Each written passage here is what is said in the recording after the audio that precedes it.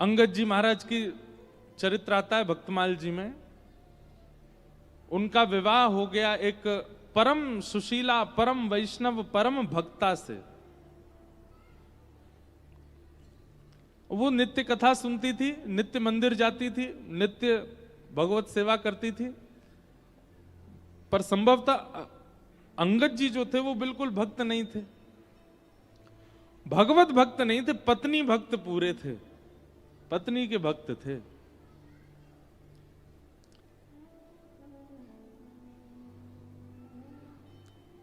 पत्नी के भक्त थे, इसलिए पत्नी ने उनसे दो तीन बातें करवाने का, मैया ये रस्सी यही मारे लगाई कि यहां ना आओ, चलो आ जाओ, लाओ शरबत है हमें वो पिला दो।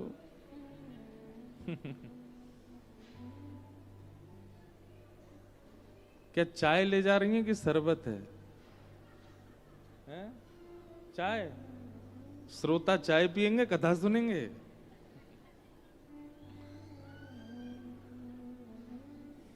क्या बता रहा था मैं? क्या बता रहे थे हम? अंगद जी, अंगद जी। तो अंगद जी की पत्नी, उसने मन में विचार किया कि ये मेरे तो पूरे भक्त हैं, मेरी आज्ञा पूरी मानते हैं, तो अपनी आज्ञा से ही वो ले जाती थी। अच्छा आप हमसे बहुत प्रेम करते हैं? बोले हाँ चलो आज मंदिर चलो हमारे लिए। तो उनके लिए मंदिर जाते थे, उनके लिए संतों को प्रणाम करते थे, उनके लिए कथा में जाते थे। पर कथा में पत्नी तो कथा वक्ता को देख के कथा सुन रही होती थी, अंगद जी पत्नी को देखते रहते थे। पत्नी पूछती आज कथा में क्या सुना? बोले मैंने तो कुछ नहीं सुना, लेकिन तुम 5 बार मुस्कुराई थी वो मैंने देखा। व्यास जी ने कोई अच्छी बात बोली, तुम मुस्कुरा रही थी, मैं तुमको देख रहा था। बोली हाय राम कैसे हो, पूरे मुझे ही देखते रहते हो। एक बार की बात कि अंगद जी की पत्नी को लगा कि पति तो अब हमारे पूरे आधीन है, भली चलो खुद इतनी भक्ति नहीं करते, हमको रोकते तो नहीं है। पत्नी ने कुछ संत जनों की टोली से कहा कि आप घर घर संकीर्तन करते हैं, आज का संकीर्तन मेरे घर कीजिए। और घर में महाराज महात्माओं की जमात आ गई, सब संकीर्तन कथा करने लगे। तभी अंगद जी लौट करके आ गए। अंगद जी ने जब अपने ही आंगन में संत महात्माओं को कीर्तन करते हुए, कथा सुनाते हुए देखा, क्रोध आ गया। और क्रोध में भर के पत्नी से तो कुछ नहीं बोले, महात्माओं के चिमटा वगैरह उठा उठा के फेंकने लगे। बोले आप लोगों को पूरी दुनिया मिली हुई है, भजन संकीर्तन करना कहीं और आश्रम मठों में जाके करो, मेरा घर मिला था क्या? जाइए चलिए बाहर निकलिए यहां से। निकाल दिया। उसी समय उनकी पत्नी ने संकल्प ले लिया। बोले मैंने एक कुभाव व्यक्ति के साथ में विवाह किया, जिसको ठाकुर जी से कोई संबंध नहीं, ठाकुर जी से कोई प्रयोजन नहीं, पर फिर भी इनका संग इसलिए किया क्योंकि मुझे कभी वैष्णवता में रोका नहीं इन्होंने। लेकिन आज जो इन्होंने किया, वैष्णव अपराध, संत अपराध, वक्ताओं का अपराध, महात्माओं का अपराध, इसके बाद भी यदि मैंने इनका संग किया तो ये उचित नहीं होगा। लेकिन पतिव्रता नारी हूं, छोड़ तो सकती नहीं, क्या करूं? उन्होंने संकल्प ले लिया कि अब जब तक तन में प्राण है मैं अंगद जी की संग रहूंगी, इनको भोजन बना के पवाऊंगी, पतिव्रता नारी का पालन करूंगी, पर अपना मुख इनको नहीं दिखाऊंगी। घूंघट कर लिया। अंगद जी महाराज ने 2-3 बार टोका, आप अपना मुख क्यों नहीं दिखाती? बोले नहीं बस ऐसे ही। 1 दिन 2 दिन 5 दिन, हफ्ता भर, महीना बीत गया। अब तो अंगद जी बेचारे, वो तो दर्शन ही पत्नी का ही करते थे, रोने लगे। बोले क्या बात है, तुम मुख क्यों नहीं दिखाती हो? पत्नी ने कहा, बोले आपने कभी कथा नहीं सुनी, कभी मंदिर नहीं गए, मेरे कहने से गए, बात ठीक है, पर आपने संतों का अपमान कर दिया, भगवत भजन करने वाले वैष्णवों का अपमान किया।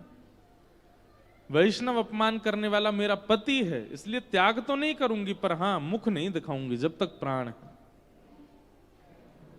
अंगद जी इतने व्याकुल हो गए, व्याकुल हृदय से बेचारे अब घर आते हैं, लेकिन उनका मन नहीं लगता। महीने बीत गए पत्नी को देखे बगैर।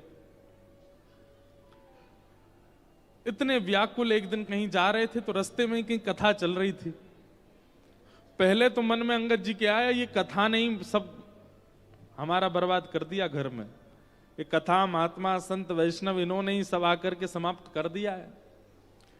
लेकिन आज पहली बार अंगद जी के मन में आया, एक बार जाके सुनूं तो सही, ऐसा क्या बोलते हैं कथा में जिससे मेरी पत्नी ने ये कथा के चक्कर में, ठाकुर जी के चक्कर में मुझे त्याग दिया।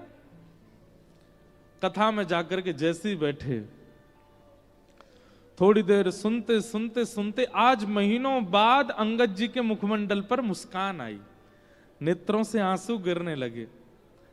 थोड़ी देर बाद ही अंगद जी देखा सब उठ गए। अंगद जी ने पूछा, भाई आप सब लोग उठ क्यों गए? बोले कथा विश्राम हो गई, 4 घंटे होती हो गई बस पूरी।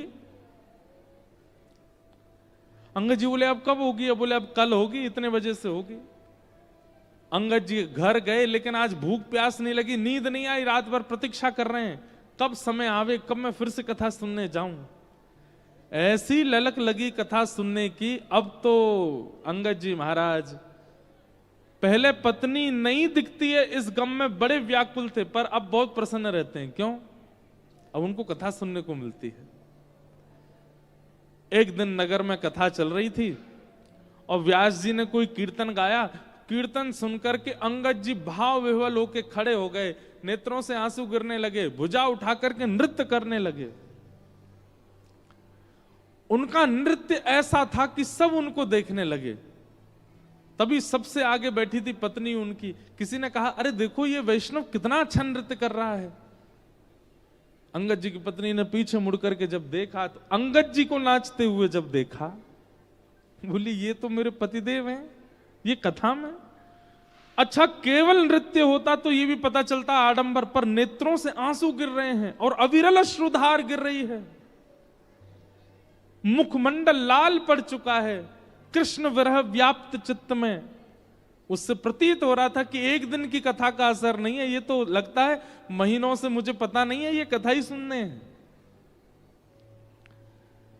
आज उनकी पत्नी बड़ी प्रसन्न हो गई। जैसे ही अंगद जी लौट करके आए, उनकी पत्नी ने घूंघट ऊपर कर लिया। अंगद जी महाराज आते ही बोले, देवी घूंघट कर लो, मैं आ गया हूं। बोले नहीं नहीं, अब घूंघट की आवश्यकता नहीं है।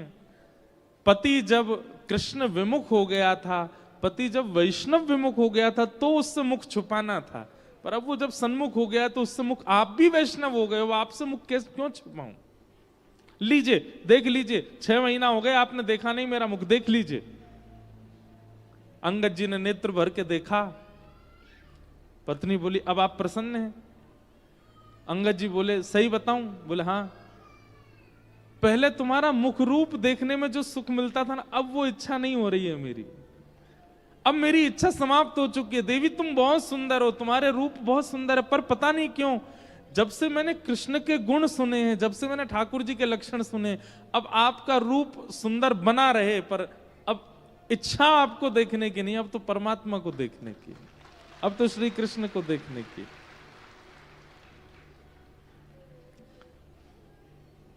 अंगद जी की पत्नी, उन्होंने ऐसा संकल्प लिया कि जिसके कारण उनके पति भगवत युक्त हो गए।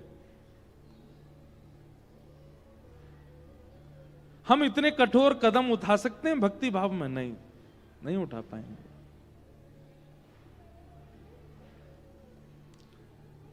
हमने कही ना बात, बाकी संसार की किसी भी क्रिया में हम लोगों को संशय नहीं होता, हम लोगों को फर्क नहीं पड़ता, पर जैसे ही कोई संसार की विमुक्त बात आती है, कोई विपरीत बात आती है, हम सबसे पहले भक्ति छोड़ते हैं, सबसे पहले कथा छोड़ते हैं।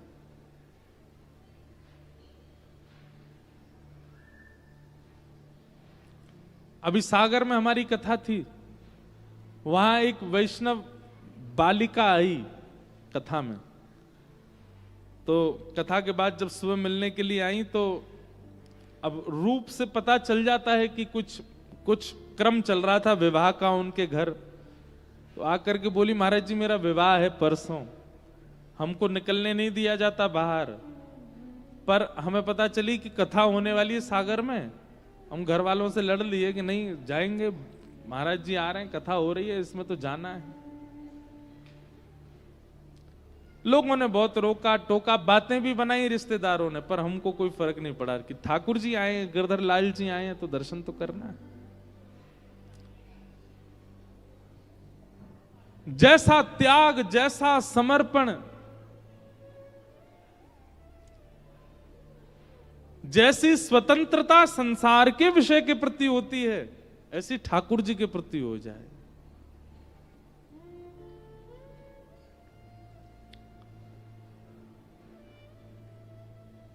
श्री सुखदेव जी महाराज का आगमन हुआ। प्रेमना पठन भागवतम सनई सनई, उनके मुख से अपने आप ही भगवान नाम निकलता रहता है, भागवत जी के श्लोक निकलते ही रहते हैं। वो चलते फिरते उठते बैठते ठाकुर जी का स्मरण करते ही रहते हैं। देखिए एक बात हम आपसे कहें,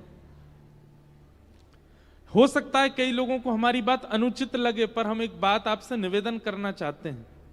कई लोगों को हमने देखा है, कई महापुरुषों को भी हमने देखा है, वो चलते फिरते ये जपते रहेंगे, हाथ में लिए घूमते रहेंगे। छोटी छोटी मनका वाली भी होती है, उसको ऐसे लिए घूमते रहेंगे।